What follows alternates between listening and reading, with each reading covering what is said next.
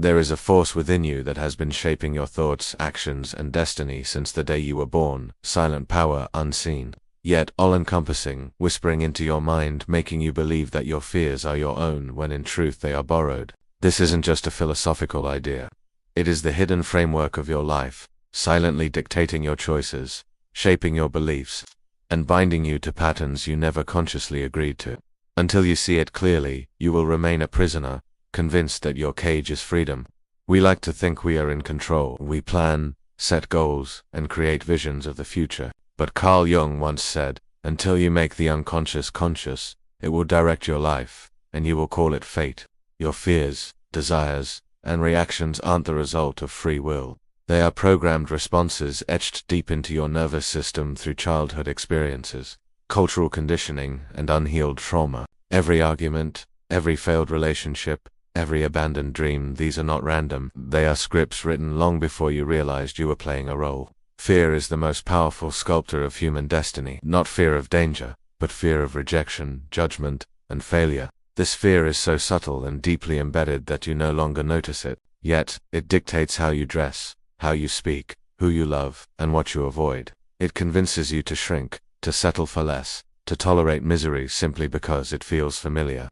You silence your voice, not because you are weak, but because fear has convinced you that invisibility equals safety. This is the greatest lie, because fear is not safety, it is self-sabotage disguised as caution. Every person wears a mask. It is your persona, the socially acceptable version of yourself, carefully crafted to be loved and accepted. But Jung warned us, the persona is that which in reality one is not, but which oneself and others think one is. The longer you wear this mask, the heavier it becomes, and the more you forget who you are. You become addicted to approval, constantly adjusting yourself to fit expectations, or while your authentic self suffocates beneath the performance. This is why so many feel exhausted even when they've done everything right. They are not tired from life, they are tired from acting. Your mind is a mirror, and everything you suppress reflects back at you. The anger you ignore, the grief you bury, the shame you pretend isn't there. These emotions never vanish. They live in your body, manifesting as anxiety, depression, and suffering that seems to have no cause. But here's the paradox. The more you run from pain, the more power it gains. Your unconscious mind becomes a tyrant, silently shaping your choices. To reclaim your freedom, you must do the unthinkable. Turn toward your pain, sit with it, let it speak. It will reveal where you were wounded, and what part of you is crying out for healing. We live in a world drowning in noise, addicted to distraction, terrified of silence. But silence is where transformation begins. When you stop running from yourself, when you sit in stillness and listen, you begin to see the chains that bind you. You notice your racing mind, your fear-driven choices, your ego's masks. In this stillness, awareness is born, and awareness is liberation, because you cannot fight what you cannot see, and once you see it, it loses its power. Shadow work is the journey back to yourself. It is the practice of exploring the parts of you that you've been taught to reject, the anger, jealousy, selfishness, and desires buried in shame. But these parts are not evil. They are wounded. Your shadow holds your strength. When you face it, you integrate it. You become whole. Wholeness is power. You stop reacting blindly because you understand yourself. You stop projecting insecurities onto others because you've owned them.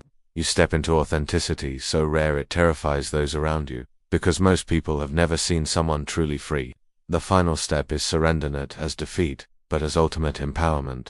You stop trying to control everything. You stop manipulating outcomes and forcing yourself into roles that suffocate your soul. In that surrender, life begins to flow through you effortlessly. Decisions become clear. Opportunities appear. Fear loosens its grip because you finally trust yourself. This is true power, not the power to control others, but the power to control nothing and still remain unshakable. You have been taught that safety lies in control, that happiness is in approval, that strength is avoiding pain. But the opposite is true. Real safety is self-trust. Real happiness is authenticity. Real strength is the courage to face the parts of yourself you've been running from your entire life. The silent power that controls your life has always been your unconscious mind. Now that you see it, you can choose differently. You can stop being a puppet of fear and start becoming the architect of your destiny. The journey begins in silence. The journey begins now.